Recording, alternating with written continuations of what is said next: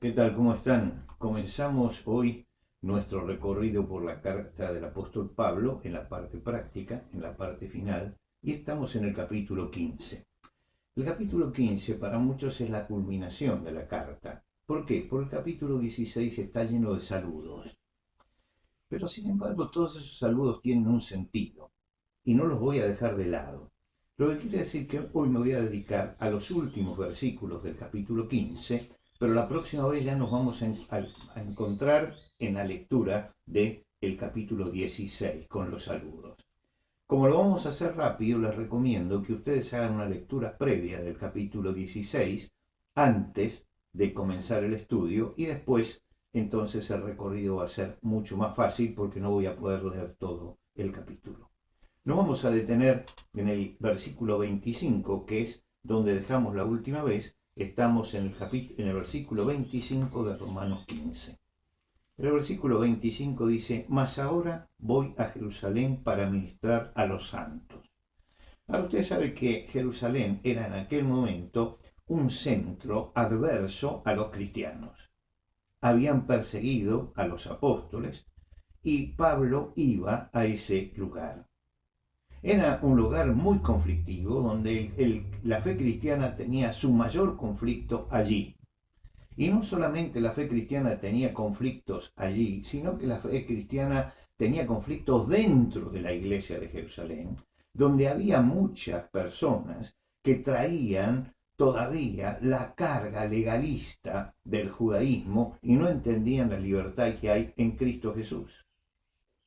Por lo tanto, el hecho de ir a Jerusalén era un problema y Pablo lo dice muy claro en el versículo 26, porque Macedonia y Acaya tuvieron a bien hacer una ofrenda para los pobres que hay entre los santos en Jerusalén, pero pues les pareció bueno y son deudores a ellos, porque si los gentiles han sido hechos partícipes de sus bienes espirituales, deben también ellos ministrar los materiales.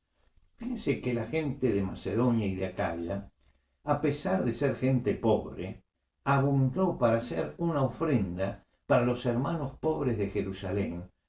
Y Pablo lleva esa ofrenda para en alguna forma mostrar lo que es la comunión del pueblo de Dios.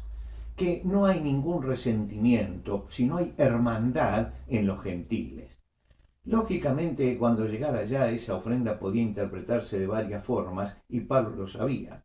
Pero él va con esta misión, la misión de ayudar a los pobres en Jerusalén. Así como en la primera parte de la carta nosotros hemos visto cómo el Señor nos guía, acá en la parte espiritual para llevar el Evangelio, acá está la parte práctica de la iglesia también. La parte práctica de la iglesia donde la iglesia ofrenda. ¿Y para qué? Justamente para las necesidades, para aquellas cosas que la obra del Señor necesita, para aquellos que están más desamparados. Y en este caso estaban ofrendando para los pobres en Jerusalén. Ellos no los conocían a los pobres de Jerusalén, solamente por referencia. Pero el corazón de ellos se había conmovido y dijeron, bueno, vamos a hacer una ofrenda. Y dice que en medio de su pobreza sobreabundaron en esa ofrenda para mostrar el amor cristiano a estos hermanos que había en Jerusalén, entre los cuales había un grupo, no todos por supuesto, que no entendían la libertad que Jesucristo les había venido a traer. En el versículo 28 dice, así que cuando haya concluido esto y les haya entregado este fruto, pasaré rumbo a España. Es decir, él miraba la ofrenda como un fruto de la vida cristiana. Era el fruto eso. La ofrenda como un fruto. Era el resultado del amor fraternal, el resultado de la comunión. Era eso que él estaba llevando. El apóstol Pablo escribe a los Gálatas y les dice, así que según tengamos oportunidad, hagamos el bien a todos y mayormente a los de la familia de la fe.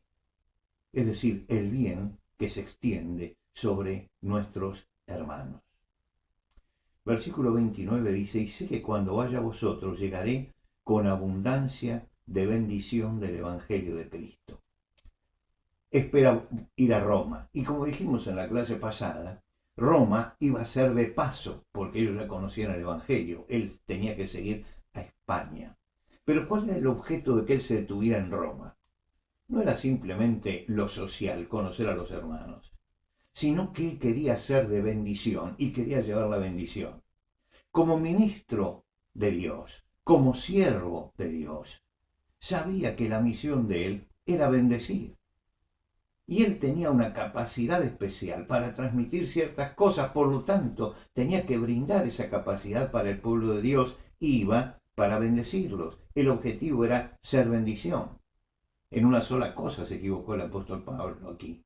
Y se equivocó en pensar que él iba a estar de paso. Porque él va a Jerusalén. En Jerusalén lo van a tomar preso, lo encadenan y lo van a llevar para que se presente a César. Y en vez de entrar por el puerto siendo esperado por los hermanos lo tuvieron que ir a esperar en la vía Apia porque llegaba lleno de cadenas. Y no fue un asunto de un momento, sino que se quedó por mucho tiempo allí en Roma esperando la sentencia. Lo que quiere decir que él había planificado todo, pero Dios tenía otros planes. Pero él estaba en este momento buscando cumplir la voluntad de Dios en todo.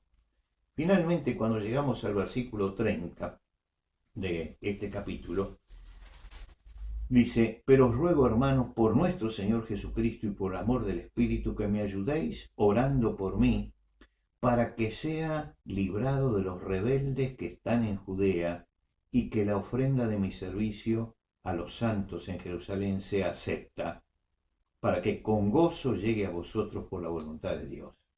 Ahora fíjense lo que está diciendo, oren por mí. Está pidiendo que oren por su visita a aquel lugar. ¿Y por qué orar? ¿O cómo orar? No era, Pablo utiliza para la palabra del pedido, para orar, utiliza una palabra que tiene su raíz en la palabra agonía. Es como si dijeran, agonicen por mí en oración. Agonía significa lucha. Luchen conmigo en oración.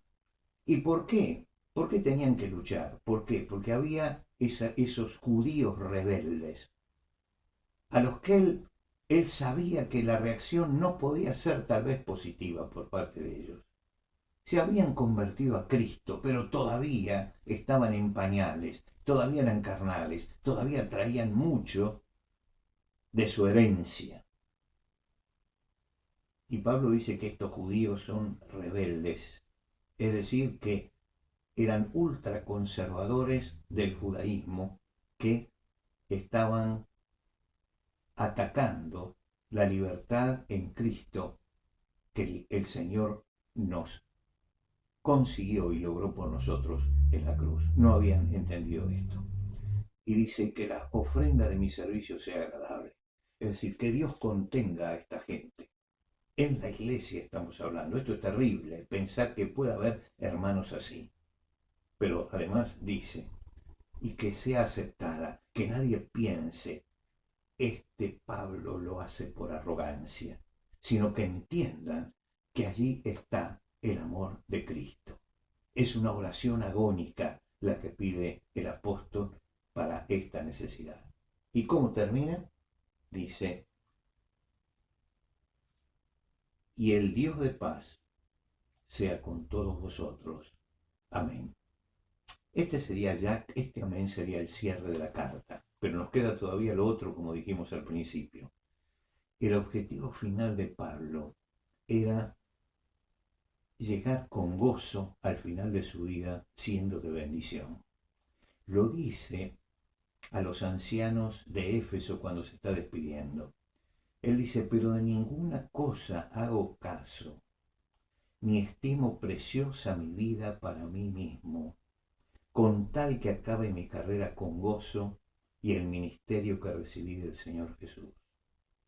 Y puede decirse que todo este capítulo, toda esta sección que nosotros leímos hoy, está diciendo Pablo eso, de que él busca cumplir su ministerio y terminar su carrera con gozo. Y este es el objetivo de él. Ninguno de estos que malinterpretaban la enseñanza paulina. Ninguno de estos enemigos dentro de la misma iglesia del Señor, que se levantaban porque eran ultraconservadores y fariseos contra él, tenía que empañar el gozo de poder servir al Señor hasta el último momento de su vida. El gozo, ese gozo que da servir al Señor todos los días de nuestra vida.